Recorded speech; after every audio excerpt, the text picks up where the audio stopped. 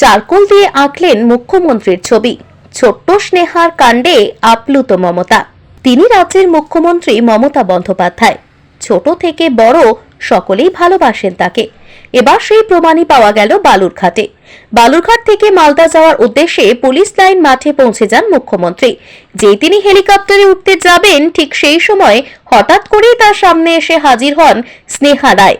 চতুর্থ শ্রেণীর ছাত্রী স্নেহা মুখ্যমন্ত্রীকে উপহার দেওয়ার জন্য 3 দিন ধরে বহু চেষ্টার পর চারকোল দিয়ে নিজের হাতেই সে এঁকেছে মুখ্যমন্ত্রীর ছবি।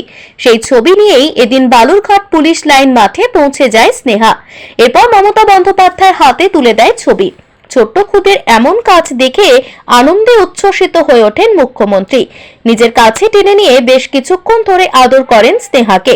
এমনকি স্কুল ব্যাগ, চকলেট, খেলনা সহ বেশ কিছু উপহার তুলে দেন তার হাতে। রাজ্যের মুখ্যমন্ত্রীর কাছ থেকে এমন আদর পেয়ে এবং উপহার পেয়ে আনন্দে আত্মহারা হয়ে ওঠে ওই খুদে। এমনকি মেয়ের কাণ্ড কারখানায় গর্বিত বাবা মা।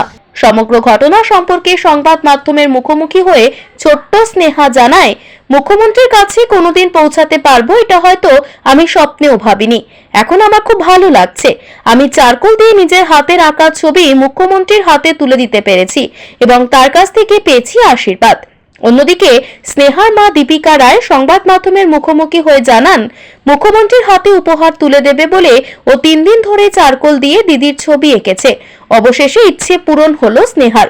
মুখ্যমন্ত্রীর হাতে সে তুলে দিয়েছে ছবি এবং দিদি আমাদের মেয়েকে প্রাণ ভরে আশীর্বাদ করেছেন। একজন মা হিসেবে এর থেকে বড় আর কোনো চাওয়া থাকতেই পারে না। 3 দিন ধরে আঁকলাম আর চারকোল পেন্সিল, চার্ট পেপারের মধ্যে পেন্সিল আর ইরেজার দিয়ে আমি করে দিয়েছিলাম। আশীর্বাদ দিল, বললো ভালো হয়েছে, খুবই সুন্দর হয়েছে আর খুবই ভালো লাগলো দেখা করে।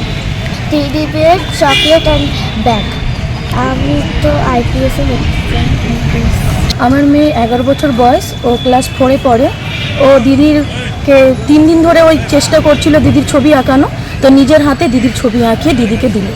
আমার তো খুবই আনন্দ, একটা আমাদের চিফ মিনিস্টারের সাথে আমার মেয়ে দেখা করতে পারলো, ওনার আশীর্বাদ নিতে পারলো। আমার কাছে এর থেকে গর্বের কিচ্ছু নেই।